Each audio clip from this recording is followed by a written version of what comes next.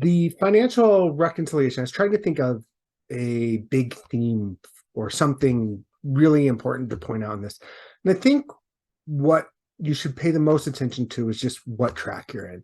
You're going to see a lot of times throughout the calculations that I'll just reference that the number is actually different for each track, and the approach is slightly different for each track. So there's a lot of rules that vary based on what track or what level, if you're in basic track, what level you are. So I don't go into all those numbers. I don't break out each of the variations, but a really important thing is just know what track you're on, know what track you're going to have to be in next year or the year after. Just understand that process and the numbers associated with that.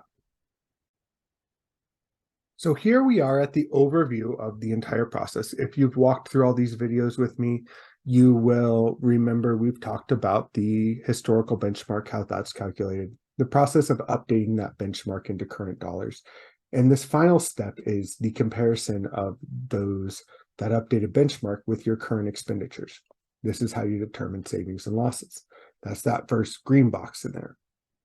The next green box is determining your minimum loss rate and your minimum savings rate. Very dependent on your track. There are some calculations in there based on size that can happen. And then lastly, if you have savings or losses that are outside of the MLR and MSR, then you determine how much you're sharing those savings or losses with CMS. The MLR and the MSR, just to touch back on that, they really think about them as kind of fence posts around zero that Medicare is set to say kind of within this range, we can't be certain that the result was based on actual performance and not just random chance. So they're saying, if you're above zero, but you're not far enough above zero, we don't know that you did anything to achieve that, so you're not going to share in savings. But similarly, if you're below zero, but not too far below zero, they say, well, we don't want to make you pay because we don't know that you did anything to cause there to be losses. You didn't increase your costs necessarily. You just, maybe randomly had a more expensive year. So those are those two features that kind of protect from random things happening. So let's start with savings here.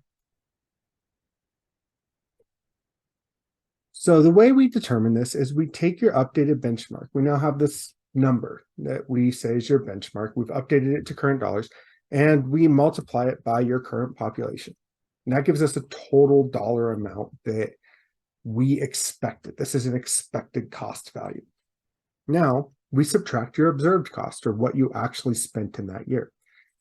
If that's above zero, you saved money.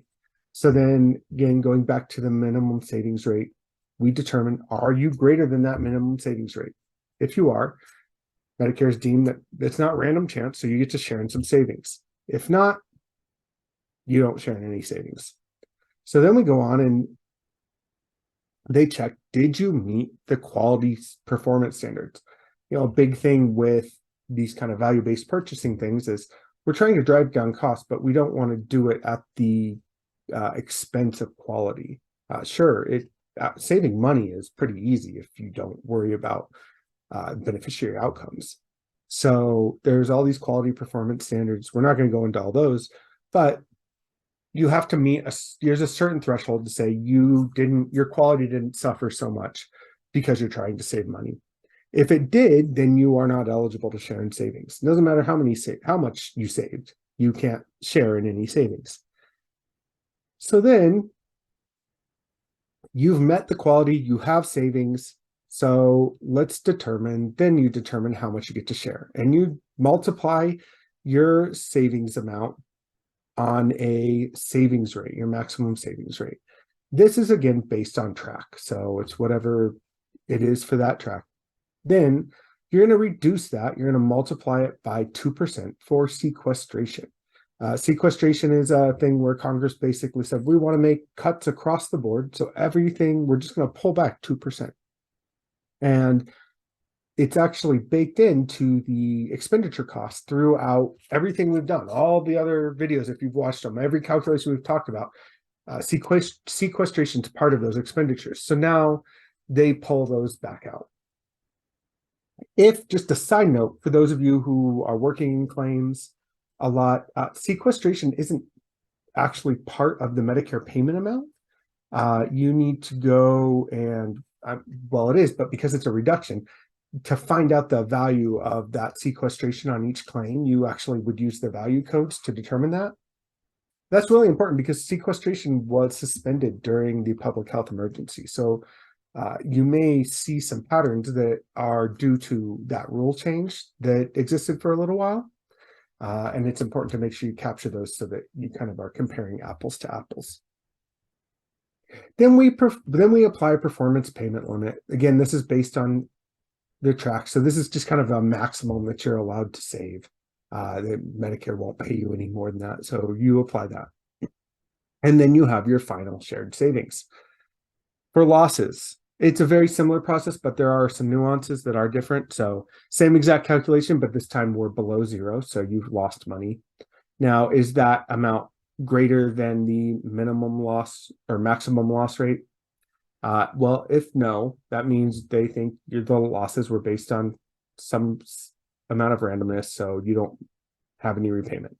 If it is greater, if it's less, really, because it's a negative amount. So if you've lost more than that percent, then you go on to figure out how much you're going to share in those losses. So this is going to be based on track and level. And we're going to start down here with the basic track. And level C, D, and E are two-sided, so they have losses. And you just simply take those losses and you multiply them by 30% or 0.3. And then you apply a performance loss limit, similar to the savings limit. There's a limit on how much you're allowed to lose. That's going to be based on each track. And so you just apply that. And if you're below that, then that's what your losses are. If you're above that, then your losses would just be whatever percent that loss limit is. Now, if you're in the enhanced track, there's actually a quality standard that you have to meet. So same quality standard as savings, but here it's actually applied to losses. So if you didn't meet the quality standard before in savings, you just can't save. But if you've actually had losses and you have bad quality, they actually you're on the hook for more of your losses. You actually you multiply by 75%, 0.75 times your losses. So you have all of that. Now it's capped at 15% of your updated benchmark. So you'll never lose more than that, but you all will be on the hook for 75% of your losses up to that amount. Now, if you did meet the quality standard, then it's going to be based on how well did you meet that quality standard. So they're going to take the percentage of points that you achieved. So we take the total MIPS quality points, divide them, and that's the denominator. And the numerator is going to be your performance. And then that's going to be multiplied by 0.75. So if you were perfect in quality, since we're subtracting that number from 1, you would be on the hook for 25% of your losses. Again, capped at 15% of your updated benchmark. So this is how all of the losses are determined. All of this, again, you want to go through and know the rules for each individual track. That's really important to understand. And this process, while simple, is really important because it tells us all what our final financial results are going to be. Thank you for joining us for this video. This actually is not the final video of the series, but the final video kind of capturing what the current rules are. All the future videos are going to talk about rule changes that happened in 2024.